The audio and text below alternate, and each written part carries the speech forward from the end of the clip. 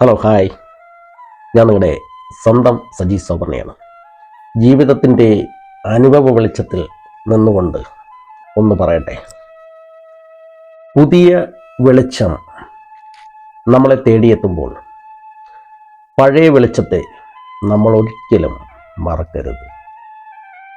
പഴയ വെളിച്ചം നമ്മളെ അരികിൽ നിന്നുകൊണ്ട് എത്രയോ കാലം സ്വർണത്തിൻ്റെ നിറമുള്ള വെളിച്ചം നമുക്ക് പകർന്നു തന്നു എന്നുള്ളൊരു കാര്യം നമ്മളൊരിക്കലും മറക്കാതിരിക്കുക.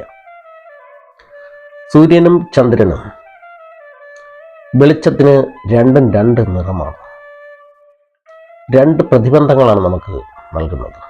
അതുപോലെയാണ് പുതിയ വെളിച്ചം നമുക്ക് താൽക്കാലികം മാത്രമാണ്.